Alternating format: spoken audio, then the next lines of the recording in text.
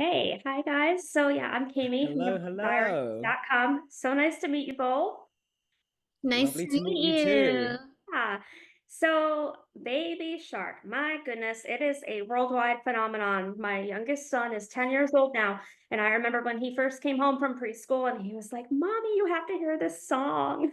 And it just, it hasn't stopped. So I know it just keeps going, but they're so great. And I have a little nephew now, so it's just continuing on in the generations of Oh, the family.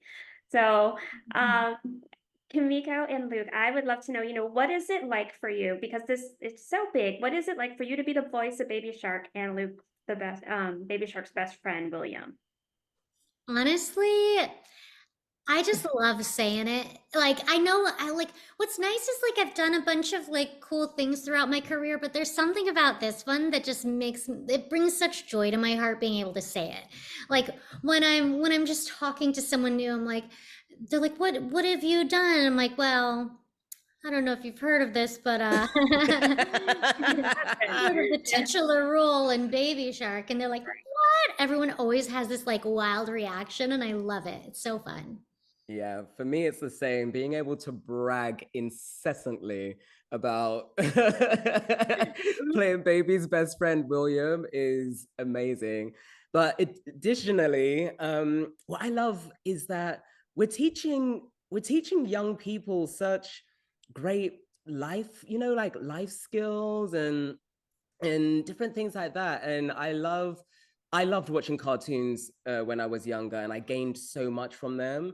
And so now being able to be a part of them is so nice to kind of almost like give back in a way, but just knowing that you're shaping a young person's experience, it's just so wonderful to me.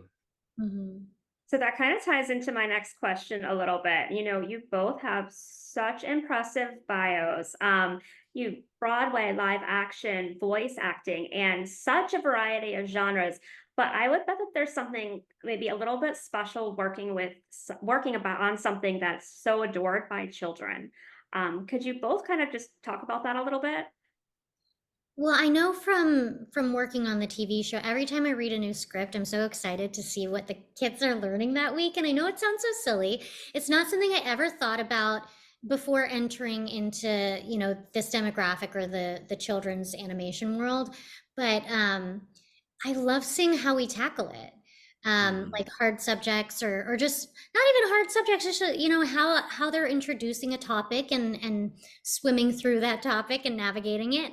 And I know for this one, it's kind of a very big theme where it's just like kind of managing change and how that affects you and how you're not going to escape it. Change is always going to happen, and it can be a beautiful thing. Like with great risk comes great reward, and I think that's such a wonderful thing to introduce to a kid at an early age, that these things can be scary but also can be so fun. Hmm. Right. Definitely. And for me, it's kind of I just get to be a kid again. Like Mhm. going into the studio and being silly and fun and getting to live these crazy adventures through someone else is such a great sense of escapism and play as well, which I think is so important. And oftentimes as adults, it's something that we lose. So being able to kind of tap back into that side of life is just so lovely, and I'm so grateful that I get to do it every week. Yes, I bet it's a great escape. Like just, Yeah. yeah. Um, so I know in general, I'm sure, when that a lot of research goes into when you're preparing for a specific role. Is there any sort of research that I know you guys both, you do the series and stuff, but was there any research you did for this movie specifically? For the movie specifically, Like that just like one's, your role in general. I think we had been living, well, I know for me, I'd been living in this land and in the world of Baby Shark and in the character of Baby Shark for years prior. So it felt pretty natural, but I think like dropping him into certain circumstances that he wasn't, used to, like William and Baby have an argument for the first time, and you've never seen that in the TV show. I think that's such an interesting aspect to explore And I know when we recorded that scene, it was dealt with such tenderness because you've never seen it before. They're so um, their hearts are in one another's fins, and you just see them like go through life in this like playful, adventurous way, and finally you get to see them actually be faced with an issue. And so it's really fun to see, and it's really cool to see how they move through it as well. Yeah, totally. Yeah, because we have been working on this for so long. I feel like the characters and ourselves are just kind of, they're just this now. The synergy is just so real. Um, the only thing that I would say was somewhat different was the amount of time that we spent with the music and that kind of thing. Like there was just longer moments to like really, really fine tune and perfect that just because it was on such a bigger scale. And so that was a difference there. But no, I think it's just Baby and William just, navigating these new territories.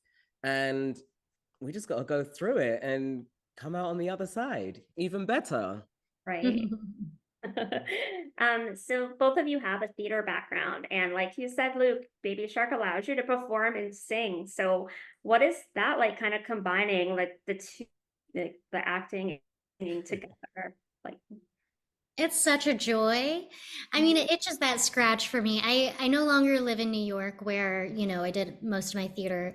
And at times I miss being able to sing on a stage. And so being able to sing kind of on a nearly weekly basis for Baby Shark has just completely filled that part of my heart. So I'm so grateful for it.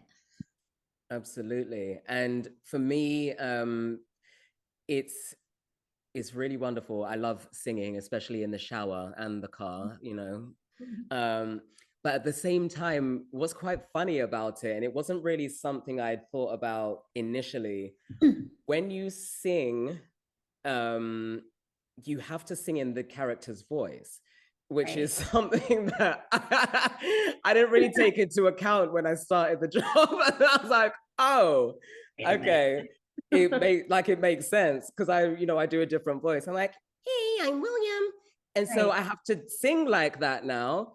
And so it was somewhat of a new challenge. I mean, I hope to think that I nailed it, but it's just yeah, it was just a funny thing that had never crossed my mind, but makes perfect sense. And it's really fun just singing as someone completely different. Literally completely different. That must have been challenging, I can imagine. Yeah, lots of tea. So the cast is so incredible. It's huge. Did you guys, I know you normally record alone. Were you ever able to like collaborate at all and work together? On the TV show, uh, sometimes we were able to do ensemble records. Everything was basically over Zoom because we started during the pandemic.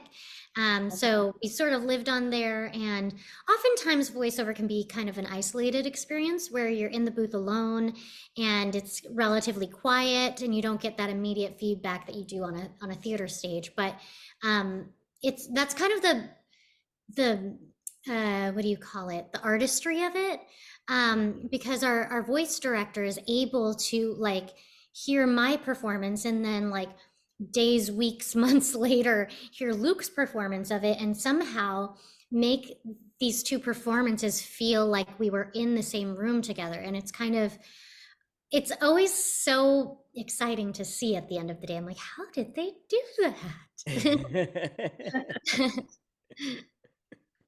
Okay, one last question.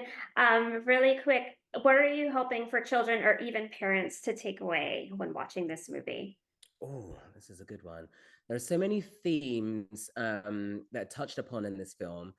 One of the things that I hope that parents, kids, anyone that watches this film takes away is that although change is scary and can be very scary, um, you face towards it, you're gonna, grow, learn, become a better person or fishy on the other side of it. And to just try and, be as fearless as possible within that.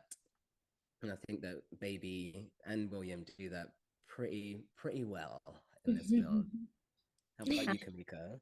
Yeah, I mean, I hope that they leave with every single song stuck in their head. I hope they leave dancing.